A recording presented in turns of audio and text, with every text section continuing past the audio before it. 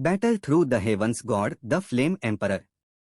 Episode 181 परीक्षण के champion के लिए शानदार पुरस्कार डॉ दी पिल। यह परीक्षण एक अंक प्रणाली पर आधारित है। मुझे विश्वास है कि आप में से प्रत्येक को अपना टोकन मिल चुका है। टोकन पर एक संख्या है जो आपके प्रारंभिक डेटा को दर्शाती है। इस परीक्षण में अंतिम स्कोर का विजेता ही विजेता होगा, बूढ़ा व्यक्ति धीरे से बोला। बूढ़े व्यक्ति की आवाज अभी गिरी थी और चौक पर सभी ने अपने प्राप्त टोकन निकाल लिए। नजदीक से देखने पर प्रत्येक टोकन पर अलग अलग स्तर की चांदी की रेखाएं थीं। एक चांदी की रेखा प्रथम श्रेणी की प्रतिभा वाले नवागंतुक को दर्शाती है। साथ ही टोकन पर एक छोटी संख्या 10 भी थी। इसका मतलब है कि उन्हें प्रारंभ में प्रथम श्रेणी की प्रतिभा नवागंतुक के रूप में मूल्यांकन के लिए 10 अंक मिले हैं।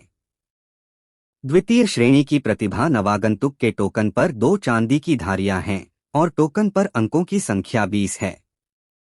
तृतीय श्रेणी की प्रतिभा नवागंतुक के टोकन पर 3 चांदी की रेखाएं हैं और टोकन पर अंकों की संख्या 40 है।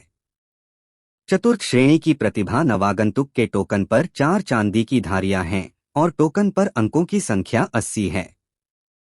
पंचम श्रेणी की प्रतिभा नवागंतुक के टोकन पर 5 चांदी की रेखाएं हैं और टोकन पर अंकों की संख्या 160 है। शियाओ यान ने भी अपने हाथ में कांस्य टोकन को देखा और पाया कि उस पर संख्या 200 तक थी। यह युए रू, शियाओ यान और म्यूफेंग ने भी एक दूसरे को देखा। स्पष्ट रूप से उनकी संख्याएं गलत थीं। क्या तुम्हारी गलत नहीं है? म्यूफेंग ने कहा। शशश, शियाओ यान ने भी तुलना की। स्पष्ट रूप से उन्हें चुप रहने का संकेत दे रहा था। अतिरिक्त मूल्य निश्चित रूप से उनके शीर्ष 3 होने के कारण था, इसलिए यह संदेह से बचने के लिए भी था। इस परीक्षण का स्थान है infernal corps forest. Infernal corps forest में 3 मंजिलें हैं। पहली मंजिल पर ज्यादातर साधारण राक्षस और भूत हैं। दूसरी मंजिल पर अभी भी कुछ शक्तिशाली प्राणी हैं, लेकिन तीसरी मंजिल के लिए आपको बेहतर होगा कि वहां न जाएं। वहां की चीजें थोड़ी डरावनी हैं, बूढ़ा व्यक्ति भी बोला। इन्फर्नल कॉर्प्स फॉरेस्ट कहा जाता है कि यह यिन कॉर्प्स फॉरेस्ट वह स्थान है जो शुआन सांतियान और भूत विश्व के बीच युद्ध के बाद बचा था। पूरा स्थान ठंडी हवाओं से भरा है और वहां अंतहीन भूत और राक्षस हैं, इसलिए इसे यह नाम मिला, म्यूफेंग ने कहा। ओह, शियाओ यान ने हल्के से जवाब दिया। भूत विश्व और शुआन सांतियान के बीच युद्ध के बाद बचे स्थान में कुछ कीमती चीजें होनी चाहिए। यिन कॉर्प्स फॉरेस्ट में अनगिनत शक्तिशाली जादुई जानवर छिपे हुए हैं। यह हमारे शुआन सांतियान में 9 महान राक्षसों और भूतों के एकत्र होने का स्थान है, जो 8वें स्थान पर है। कॉर्प्स फॉरेस्ट के अंदर बहुत रहस्यमयी है। राक्षसों और भूतों के अलावा वहां अनगिनत रहस्य और अवसर भी हैं। इस बार जब आप जाएं, सभी को अलग होना होगा और 3 लोग 1 महीने के लिए एक टीम बनाएंगे। मुझे आशा है कि इस चयन के बाद आप सभी ने कुछ प्रगति की होगी और आप शुआन सांतियान के कई संप्रदायों में शामिल होकर अधिक उन्नत युद्ध कौशल सीख सकते हैं। साथ ही यह चयन खतरनाक भी है, इसलिए आपको सावधान रहना होगा। मैं आपको विजय और वापसी की शुभकामनाएं देता हूं, बूढ़ा व्यक्ति भी धीरे से बोला। इस परीक्षण में यह अंकों की संख्या राक्षसों को हराकर और औषधीय सामग्री इकट्ठा करके प्राप्त की जा सकती है। अंकों को प्राप्त करने का एक और तरीका है, वह है आप एक दूसरे से लड़े। लेकिन अगर आपके पास पर्याप्त ताकत नहीं है तो यह एक बहुत ही मूर्खतापूर्ण कार्य है, बूढ़ा व्यक्ति भी बोला। चौक पर लोगों ने यह सुनकर उत्साह दिखाया। अगर वे सीधे लूट सकते हैं तो यह उनकी ताकत और अंकों को सुधारने का सबसे तेज रास्ता होगा।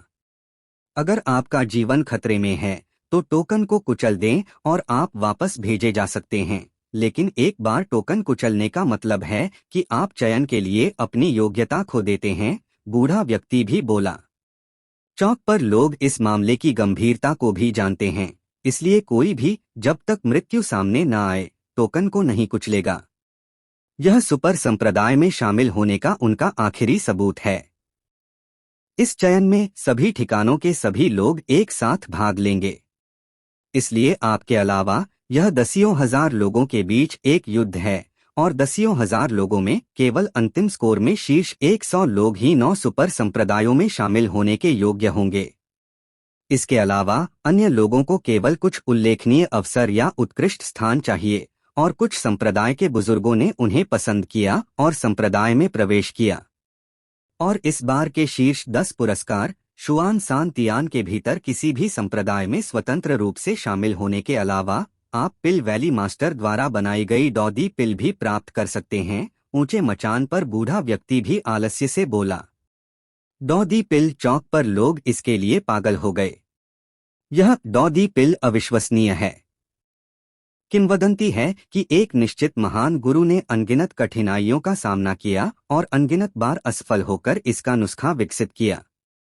डॉदी पिल इसका सबसे महत्वपूर्ण प्रभाव यह है कि यह उपयोगकर्ता की ताकत को बढ़ा सकता है। हालांकि प्रत्येक व्यक्ति अपने जीवन में केवल एक गोली ले सकता है। अगर एक गोली लेने के बाद फिर से एक गोली ली जाए तो शरीर में प्रतिरोध विकसित हो जाएगा और कोई महत्वपूर्ण परिणाम नहीं होंगे। लेकिन फिर भी यह डॉदी पिल की शक्ति को सीमित नहीं कर सकता और यह सुधार एक पूरे स्तर का है। आज के नवागंतुक राजा शियाओ यान के अलावा जिन्होंने 3 सितारा डॉ सम्राट की चरम ताकत के साथ 4 सितारा डॉ सम्राट की प्रारंभिक अवस्था को तुरंत हरा दिया, सभी जानते थे कि अगर यह नया राजा बहुत असाधारण नहीं होता, अगर वह उनके जैसा होता तो यह स्तर का अंतर वास्तव में अपमानजनक होता। पहला स्तर केवल थोड़ा कम है। अगर यह असाधारण प्रतिभा वाला व्यक्ति नहीं है तो यह छोटा सा पहला स्तर तोड़ने में कम से कम दशकों का समय लगेगा। इससे यह देखा जा सकता है कि डॉदी की ताकत को बढ़ाना कितना मुश्किल है। क्या यह वास्तव में एक डॉदी पिल है? यह सम्राट रैंक की दूसरी श्रेणी की गोली है, इसलिए मैं इसे अभी नहीं बना सकता। यह तो छोड़ ही दो कि मेरे पास इस डॉदी पिल का नुस्खा नहीं है।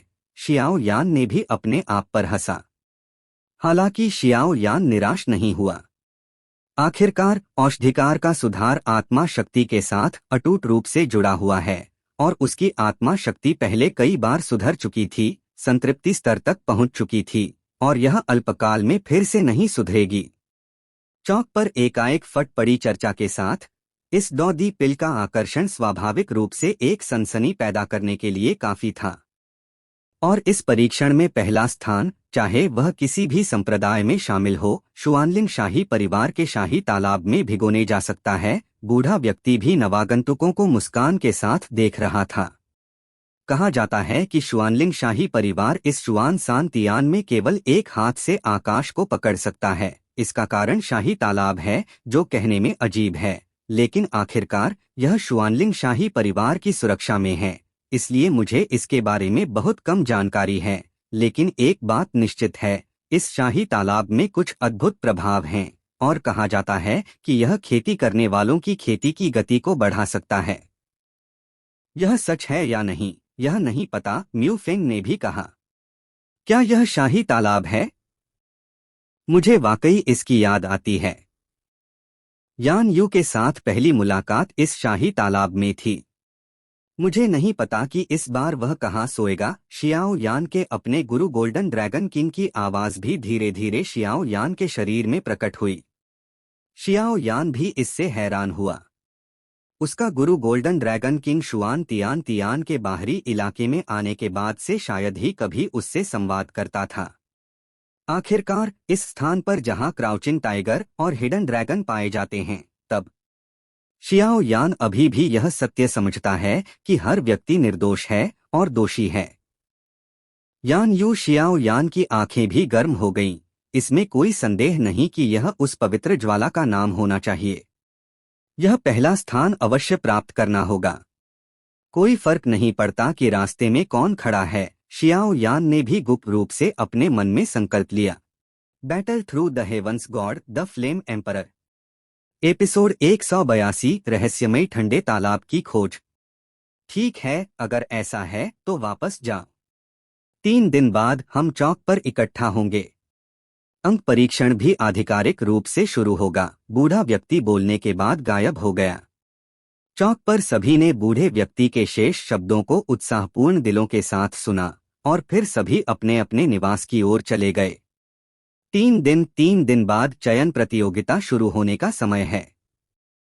चलो, यहाँ याद रखने के लिए कुछ नहीं बचा, हे वांशिया ने भी कुछ कहा और फिर दूसरों की परवाह किए बिना वह उठी और चौक से गायब हो गई। ऐसे में हम भी चलें, सोंगचेंग ने भी कहा और उसके पास के कई लोग एक एक करके सिर हिलाए। उसके आसपास के लोग जो एक एक करके पीछे हट रहे थे, एक एक करके टीमें बना रहे थे और म्यू फेंग भी काफी उत्साहित था। शियाओ यान बड़े ने 3 लोगों की टीम की बात कही थी, तो क्यों न हम तीनों की ही एक टीम बनाएं। शीर्ष 3 एक टीम बनाए, यह काफी चौंकाने वाला है, म्यू फेंग ने कहा और हंस पड़ा। युए रू ने यह सुनकर कुछ कहने वाली थी और फिर शियाओ यान का रवैया देखकर वह निश्चिंत हो गई।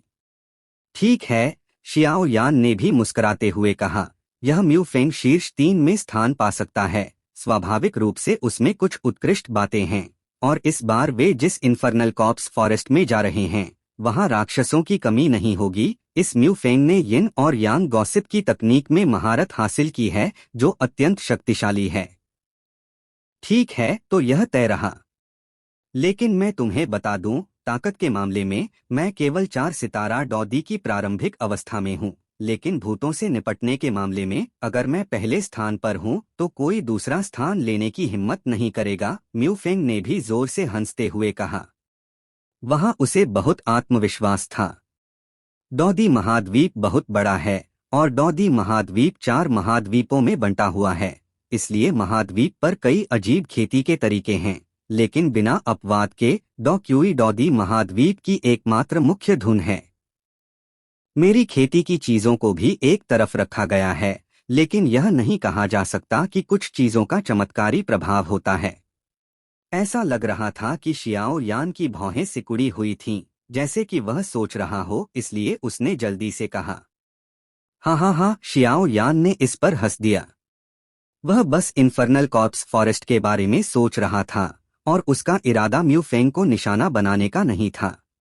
स्पष्ट रूप से म्यू फेंग ने गलत समझा था। चलो पहले वापस चलें, 3 दिन जल्दी बीत जाएंगे, शियाओ यान ने भी कहा। यह सुनकर तीनों बातें करते और हंसते हुए अपने निवास की ओर चले। रेड माउंटेन में एक साजिश धीरे धीरे पक रही है। एक शांत कमरे में होंगे वहां बैठा हुआ है, चाय पी रहा है। रिपोर्ट संप्रदाय मास्टर। कमरे के बाहर से एक आवाज आई। अंदर आओ, होंगे ने भी हल्के से कहा। घर का लकड़ी का दरवाजा धीरे से खुला और एक काले लबादे में ढका हुआ एक आकृति भी प्रकट हुई। संप्रदाय मास्टर को रिपोर्ट। उन्होंने परीक्षण की घोषणा को निर्धारित समय पर आयोजित किया और यह 3 दिन में शुरू होगा, काले लबादे वाली आकृति ने सम्मानपूर्वक झुककर कहा। ओह, उन्होंने इस परीक्षण को रद्द नहीं किया, ये लोग क्या सोच रहे हैं। मैं समझ गया, तुम पीछे हट जाओ, होंगे ने भी कहा। इस परीक्षण में सैकड़ों लोग लापता हो गए, जो एक सनसनी पैदा करने के लिए काफी है। तर्क से इस परीक्षण को रद्द कर देना चाहिए और इसे जारी नहीं रखना चाहिए। वू जियांग ऐसा कैसे कर सकता है? क्या यह हो सकता है? यह कहने के बाद होंगे की आलसी आंखें भी स्पष्ट हो गईं और फिर वह लकड़ी के घर से निकल गया, यह नहीं पता कि कहाँ गया। एक अंधेरे मार्ग में 2 आकृतियां धीरे धीरे चल रही हैं। यह कहाँ है? हुडू ने भी धीरे से कहा। शशश, यह वह स्थान होना चाहिए जहां नवागंतुक गायब हुए थे, लेकिन मुझे कुछ अजीब क्यों लग रहा है। वू जियांग ने भी धीरे से कहा। सावधान, हुडू ने तेजी से चिल्लाया, फिर उसने अपनी हथेली को वू जियांग की पीठ की ओर क्रूरता से पकड़ा।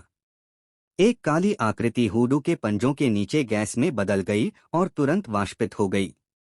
वू जियांग को भी हुडू के जोर से चिल्लाने पर कुछ गलत लगा और फिर हुडू पर भरोसे के कारण उसने कुछ नहीं किया।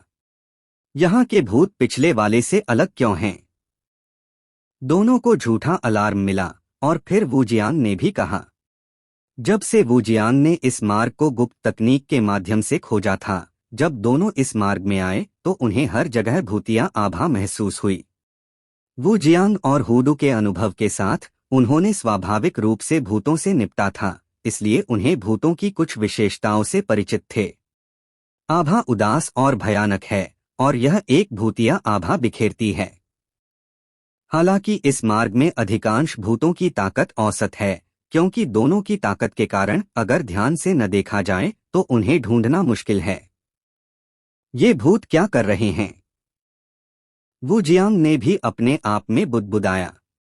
चलो दोनों भी धीरे धीरे अत्यंत सावधानी के साथ मार्ग के केंद्र की ओर बढ़े। यह मार्ग चारों दिशाओं में फैला हुआ है और अगर सावधानी नहीं बरती गई तो इसमें खो जाना आसान है, लेकिन सौभाग्य से वू जियांग के मार्गदर्शन के साथ दोनों को रास्ते में कुछ शक्तिशाली भूतों का सामना करना पड़ा, लेकिन वू जियांग और हुडू की ताकत के तहत इसे आसानी से हल कर लिया गया। जैसे जैसे दोनों गहराई में गए, वे भी सुचारू रूप से मार्ग के केंद्र में पहुंच गए। दोनों के सामने एक पत्थर का कमरा भी प्रकट हुआ। दोनों ने अपनी सांस छिपाई और जब वे धीरे से पत्थर के कमरे से गुजरे तो उनके सामने अचानक एक ठंडा तालाब प्रकट हुआ। नजदीक से देखने पर ठंडे तालाब के पास दो अजीब आभाएं थीं। वे युक्वान का भूत और क्यूई मेई का भूत थे। इनमें से एक भूतिया आत्मा लगातार ठंडे तालाब में काली ऊर्जा को अवशोषित कर रही थी और उनकी ताकत भी शियाओ यान और अन्य लोगों द्वारा सामना किए गए भूतों से कहीं अधिक मजबूत थी। धिक्कार है, यह वास्तव में एक भूत है। हुडू ने भी धीरे से गाली दी। उसे बहुत अच्छी तरह से पता था कि भूतों से निपटना काफी मुश्किल होता है। शशश वू जियांग भी अपनी उंगलियां तुलना कर रहा था। आखिरकार वू जियांग एक 6 सितारा डॉदी स्तर का शक्तिशाली है, इसलिए स्वाभाविक रूप से वह इन दो भूतों से डरने वाला नहीं था, लेकिन वू जियांग ने ठंडे तालाब से एक मजबूत सांस महसूस की थी। युक्वान, मैंने पहले कहा था कि वयस्क तुम्हें निराश नहीं करेंगे। ताकत में ये सुधार 96 मनुष्यों की बलि देने के लिए तुम्हारे प्रभु से थोड़ा सा इनाम है, क्यूई मेई ने भी मुस्कुराते हुए कहा। हम्मद युक्वान ने भी ठंडे स्वर में हंसा। चाहे भूतिया आत्मा ने कुछ भी कहा हो, वह अब यह सोच रहा था कि जो 4 लोग बच निकले थे वे क्या बुरा कर सकते हैं। इसके अलावा सील तोड़ने के लिए 100 मनुष्यों की आवश्यकता होती है। 96 मनुष्यों की बलि के साथ तालाब में प्रभु के लिए सील तोड़ना अभी भी मुश्किल होना चाहिए। धिक्कार है इन जानवरों को। वू जियांग और हुडू ने एक दूसरे को देखा। जिस क्षण से वे पत्थर के कमरे में दाखिल हुए, उन्हें कुछ गलत लगा। पत्थर के कमरे में कुछ हल्की मानवीय आभा थी, लेकिन अधिक मजबूत आभा ठंडे तालाब में थी। ठंडे तालाब में खून लाल रंग मानव रक्त की तरह लाल था और काले गैस के निशान लगातार ठंडे तालाब से बाहर निकल रहे थे और फिर सभी युक्वान के भूत के पेट में चले गए। दोनों को युक्वान के भूत की सांस महसूस हो रही थी, जो धीरे धीरे बढ़ रही थी। धिक्कार है इन जानवरों को, इतने सारे जीवन। हुडू ने भी दर्द में कहा। मुझे उम्मीद नहीं थी कि चीजें इतने गंभीर स्तर तक विकसित हो जाएंगी। इस मामले पर लंबे समय तक चर्चा करने की जरूरत है। चलो, वू जियांग ने भी हुडू को खींचा और भाग गया। चूंकि तुम यहां आ गए हो तो यहीं रहो। एक 6 सितारा युद्ध सम्राट और एक 5 सितारा युद्ध सम्राट। ठंडे तालाब में एक अजीब आवाज भी पत्थर के कमरे में गूंजी। Battle through the heavens god the flame emperor. Episode 183। अंक छीनने की दौड़ शुरू। तुम क्या कर रहे हो? होंगे भी ठंडे तालाब में प्रकट हुई और उसने बेहोश हुडू और वू जियांग को देखा। वह वू जियांग की ताकत से बहुत अच्छी तरह वाकिफ थी। अगर वह अकेले लड़ रही होती तो वह निश्चित रूप से उसका मुकाबला नहीं कर पाती। आखिरकार कहा जाता है कि वू जियांग फेंगशियान मंडप में एक उत्कृष्ट शिष्य है। वह भी हैरान थी। वे इसके बारे में पहले ही जान चुके हैं, इसलिए जैसे ही परीक्षण शुरू होंगे सब कुछ व्यर्थ हो जाएगा। तुम्हें पता है कि क्या करना है? नाग युक्वान ने भी कहा। युक्वान को भी उम्मीद नहीं थी कि यह 6 सितारा डॉ सम्राट इतना कमजोर होगा। तालाब में मौजूद वयस्क ने बस कुछ प्रहार किए, उसे पकड़ लिया और इसे देखकर ऐसा नहीं लगता कि इस इंसान से निपटना इतना मुश्किल है। हाँ, हालांकि होंगे एक महिला है, वह नरम दिल वाली नहीं है, इसलिए उसने सहमति दी और उसके मन में एक योजना थी। हालांकि उसे इन भूत विश्व के प्राणियों से थोड़ा डर लगता था, लेकिन उसके पास स्वयं के सहयोग के अलावा कोई विकल्प नहीं था। इसके अलावा होंगे को इतना फर्क नहीं पड़ता, जीवन या निर्दोष जीवन कैसा भी हो, अगर वह अपने प्रिय को बचा सकती है तो यह सब क्या है। होंगे के मन में एक योजना थी, और फिर वह जल्दी से ठंडे तालाब को छोड़कर वूजियांग के निवास स्थान की ओर बढ़ी। बेहोशी में पड़े वूजियांग और हुडू ने अचानक अपनी भौहें उठाईं, जैसे कि वे एक दूसरे को संदेश भेज रहे हों, और फिर से बेहोश हो गए। 3 दिन जल्दी बीत गए। इस दिन हमेशा की तरह हजारों लोग चौक पर सुबह जल्दी इकट्ठा हुए, और सभी उत्साह से भरे हुए थे। चौक के सबसे नजदीक एक कमरे में क्या वो जियांग को नहीं ढूंढ पाए? ऊंचे मचान पर परीक्षण और टेस्ट की घोषणा करने वाले बूढ़े व्यक्ति ने गुस्से से कहा। बूढ़े व्यक्ति का नाम मुजिंग है, और वू जियांग की तरह वह भी एक 6 सितारा युद्ध सम्राट है। वू जियांग मुख्य प्रबंधक है, और वह अधिकतर एक पर्यवेक्षक है। एल्डर म्यू, मैंने वाकई हर जगह खोज लिया और वू जियांग के प्रभारी व्यक्ति को नहीं ढूंढ पाया। शेन युए भी नहीं बता सका, इतना अच्छा व्यक्ति अचानक वू जियांग को कैसे नहीं ढूंढ पाया। यह वू जियांग उनके ठिकाने का पूरी तरह से जिम्मेदार है। अगर अब वू जियांग नहीं मिला तो यह अंक परीक्षण जल्दबाजी में शुरू नहीं किया जा सकता। आखिरकार पहले इतने सारे लोग गायब हो चुके हैं, और अब यह वू जियांग भी गायब है, तो समस्या बहुत बड़ी है। ऐसे में ऐसा लगता है कि इस परीक्षण को केवल स्थगित करना होगा। बूढ़ा व्यक्ति भी बोला। डोंग डोंग डोंग, दरवाजे पर खटखटाने की आवाज आई, और शेन युए ने भी धीरे से उदास होकर दरवाजा खोला। प्रेसिडेंट वू, शेन युए ने भी हैरानी से कहा।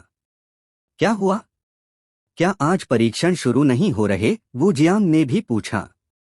तुम कहाँ गए थे? क्यूई ने भी पूछा। मैं गायब होने की जांच करने गया था, लेकिन अभी भी कोई परिणाम नहीं मिला, वू जियांग ने भी कहा। छोड़ो, इस मामले में जल्दबाजी नहीं की जा सकती, पहले इन नवागंतुकों को चयन स्थान पर ले चलें। मुजिंग ने बोलने के बाद बाहर निकल लिया, और वू जियांग ने उसका बारीकी से पीछा किया। चौक पर एक जीवंत दृश्य था, सभी 3 लोग एक टीम में इकट्ठा हो गए। मुजिंग और वू जियांग के प्रकट होने से पहले से ही गर्म चौक और जीवंत हो गया। हम शियाओ यान ने भी अपनी पुतलियों को तंग किया। किसी कारण से वू जियांग की आभा कुछ अजीब लग रही थी। ठीक है, सभी शांत हो जाएं। अब मैं आपको परीक्षण के स्थान इन्फर्नल कॉर्प्स फॉरेस्ट की ओर ले जाऊंगा। बूढ़े व्यक्ति क्यूई ने बोलने के बाद अपने हाथों को लहराया, और चौक पर एक विशाल मार्ग प्रकट हुआ। अंतरिक्ष टेलीपोर्टेशन सरणी। कोई भी समझदार व्यक्ति इस विशाल लेखन को एक नज़र में पहचान सकता है। यह एक लंबी दूरी की टेलीपोर्टेशन सरणी है, और इसकी कीमत अत्यंत महंगी है। शुआन सान तियान जैसे सुपर संप्रदायों को छोड़कर आसपास के 7 प्रमुख शहरों में ऐसा कुछ नहीं है। 5वें स्तर की प्रतिभा नवागंतुक पहले जाएंगे, चौथे स्तर की प्रतिभा बाद में, और चक्र दोहराया जाएगा, क्यूई ने भी कहा।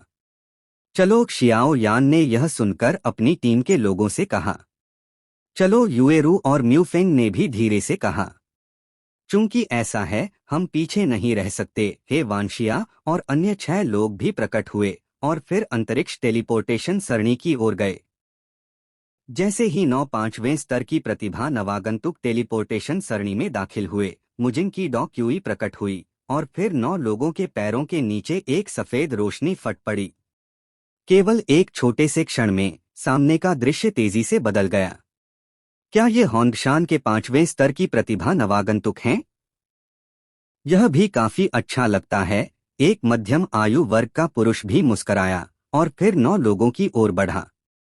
आप कौन हैं? आसपास के कुछ लोगों ने एक दूसरे को देखा। शियाओ यान ने भी सबसे पहले बोला।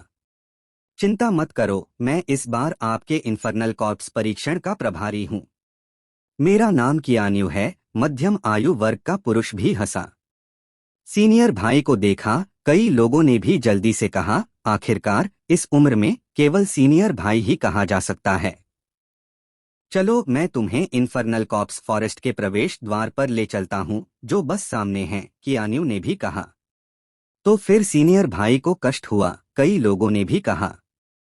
थोड़ी देर चलने के बाद कियान्यू ने मुंह खोला और कहा, आपके सामने इन्फर्नल कॉर्प्स फॉरेस्ट है।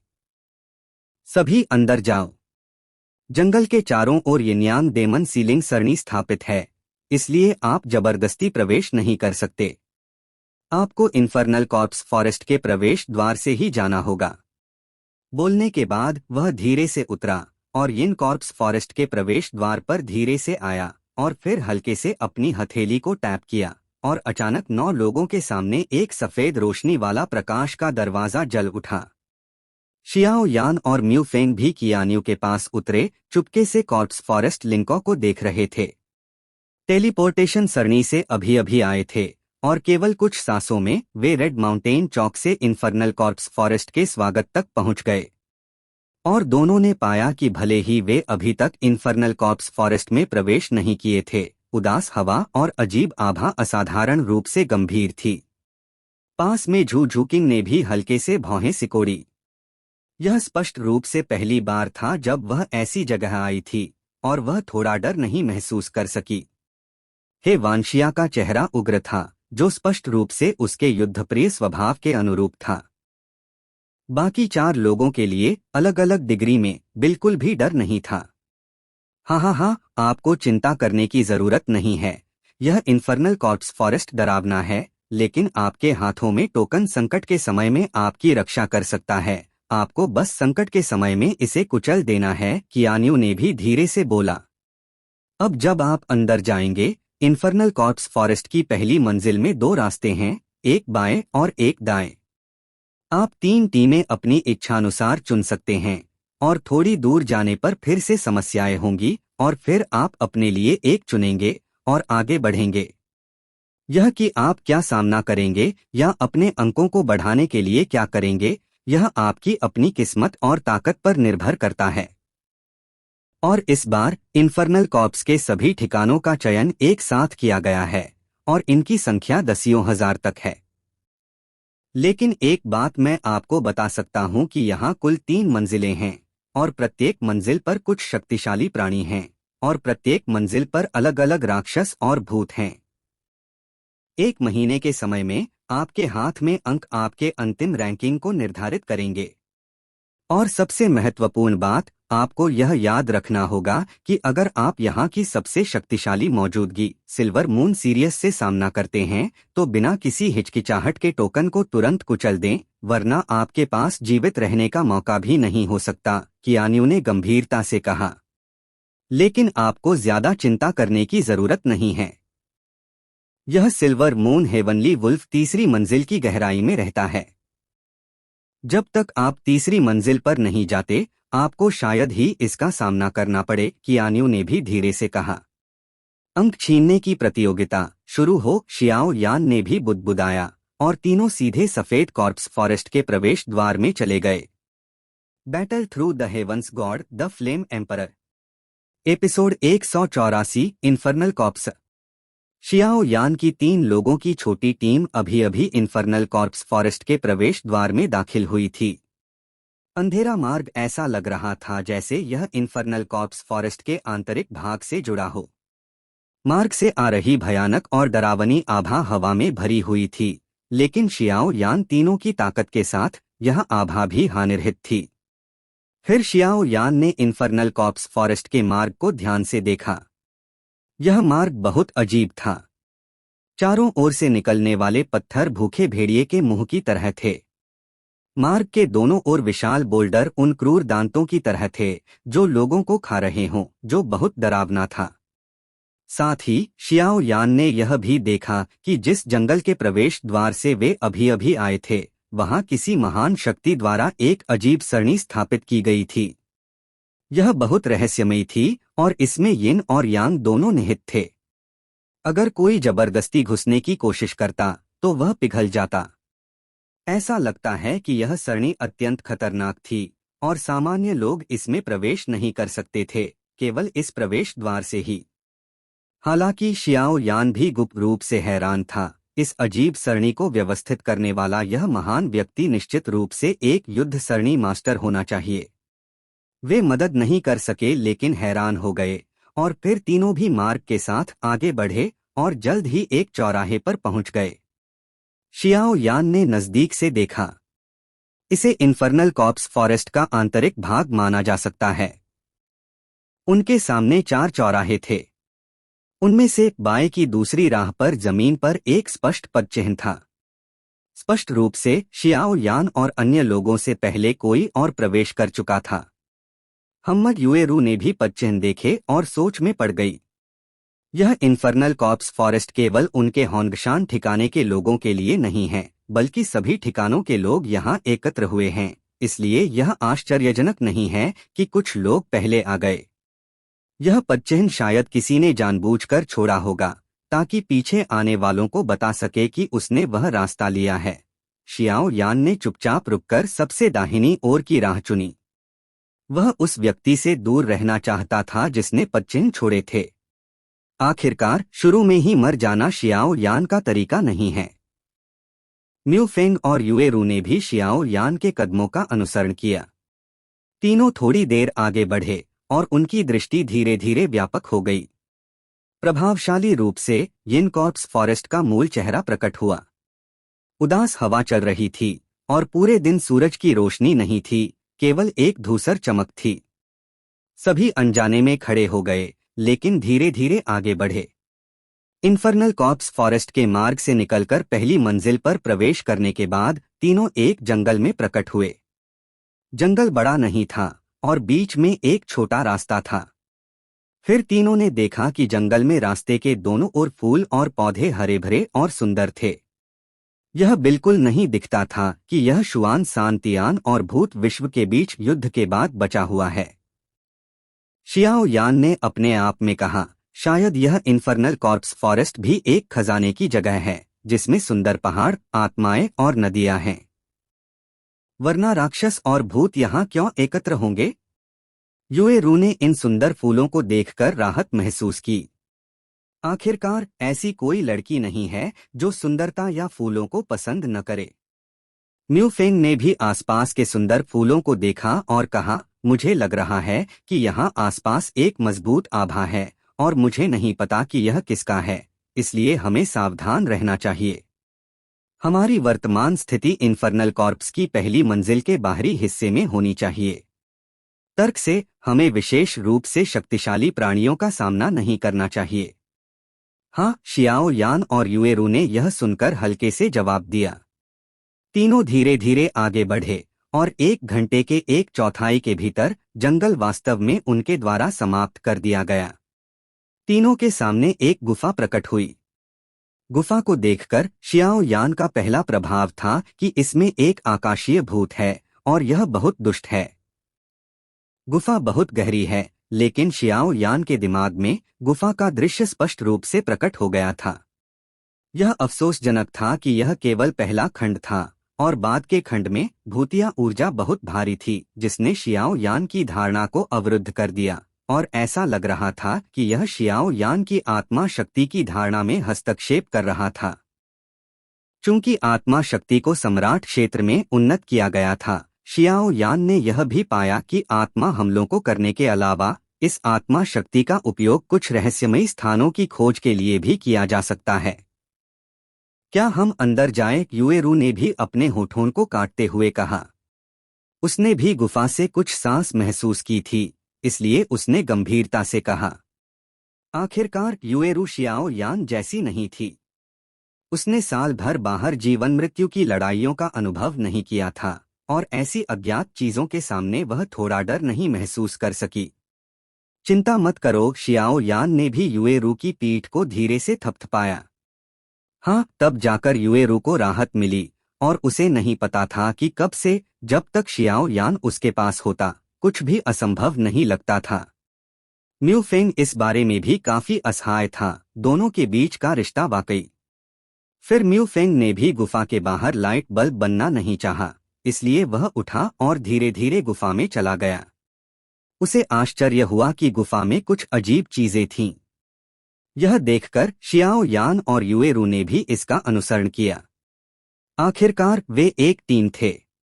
जैसे ही वे गुफा में दाखिल हुए, मंद रोशनी और भी कमजोर हो गई, लेकिन सौभाग्य से शियाओ यान ने एक अलग आग को बुलाया जो रोशनी दे रही थी, और कई लोग भी धीरे धीरे आगे बढ़ रहे थे। शियाओ यान ने गुफा के आसपास को ध्यान से जांचा। म्यूफेंग ने अगुवाई की, युएरू बीच में थी और शियाओ यान स्वयं पीछे की जिम्मेदारी संभाल रहा था। तीनों धीरे धीरे गुफा में चले। इस समय शियाओ यान की विशाल आत्मा शक्ति गुफा की गहराई की सावधानी पूर्वक जांच कर रही थी। वह बहुत मजबूत भूतिया ऊर्जा थी। शियाओ यान ने गुफा की गहराई की खोज के लिए विशाल आत्मा शक्ति छोड़ी और पाया कि गुफा में और कुछ नहीं लगता था, सिवाय इसके कि गहराई में कुछ प्राणी प्रतीत हो रहे थे, लेकिन यह बहुत अस्पष्ट महसूस हो रहा था। रुको, सामने म्यूफेंग ने भी कहा। हम क्या हुआ? शियाओ यान ने भी कहा। वहां एक अजीब आग की रोशनी थी, लेकिन उसे कुछ असामान्य नहीं दिखा। देखो वह क्या है? म्यूफेंग ने भी अपनी उंगली से हल्के से इशारा किया। दोनों ने म्यूफेंग की ओर इशारा की दिशा में देखा और पाया कि हवा में एक लौ की बूंद लटक रही थी। लौ नीली थी, हवा में धीरे धीरे जल रही थी। हम्मक शियाओ यान ने लौ को देखते ही पहली चीज यह देखी कि लौ में तापमान का कोई निशान नहीं था, जैसे कि यह सिर्फ एक सजावट हो। जब शियाओ यान उदास था, लौ ने अचानक अपनी गति बढ़ा दी और उनकी ओर दौड़ पड़ी। अच्छा नहीं, सावधान! शियाओ यान भी तेजतर्रार था। उसने एक हाथ से युएरू को खींचा और फिर उसकी डॉ क्यूई ने उसके शरीर के सामने एक प्रकाश ढाल सुरक्षात्मक फिल्म बनाई। दूसरी ओर पत्थर के कमरे में ठंडे तालाब पर। पहले चलें, इस बार हम इन इंसानों को पूरी तरह खत्म कर देंगे। यह शर्मनाक है। ठंडे तालाब में भी एक आवाज आई। इन दोनों का क्या? युक्वान ने भी कहा। मैं इन दोनों को भी निगल लूंगा। निगलने के बाद मेरी ताकत को काफी हद तक बहाल होना चाहिए। हालांकि अपनी पूरी ताकत को बहाल करने के लिए मुझे अभी भी यिन कॉर्प्स फॉरेस्ट में दूसरा आधा हिस्सा चाहिए। आखिरकार हम जुड़वा हैं। ठंडे तालाब में उदास आभा भी प्रकट हुई। यहाँ के सभी अधीनस्थ चले गए हैं, तो पहले यिन कॉर्प्स फॉरेस्ट में योजना बनाएं और तब तक प्रतीक्षा करें जब तक कि वयस्क इन दोनों को निगलकर यहाँ न आए। जब समय आएगा हम इन लोगों को पूरी तरह खत्म कर देंगे, क्यूई मे ने भी हंसते हुए कहा। हम ठंडे तालाब में भी एक आवाज थी। चलो, यह कहने के बाद युक्वान और क्यूई मे भी काले धुएं में बदल गए और चले गए। पूरा पत्थर का कमरा भी शांत हो गया। ठंडे तालाब में बुलबुले लगातार उठ रहे थे, लेकिन ठंडे तालाब में एक उदास आवाज भी पत्थर के कमरे में गूंज रही थी। 5 सितारा डॉदी और 6 सितारा डॉदी के मानव शक्तिशाली वाकई स्वादिष्ट हैं। बोलने के बाद वह शांत हो गया। जैसे ही तालाब में खून लाल रंग कम होगा, वह दोनों को निगलने का समय होगा। इस समय हानची के सामने वुडू और वुजियान के मुंह पर भी एक अजीब मुस्कान थी और फिर वह एक झटके में गायब हो गई। Please like and subscribe to my channel.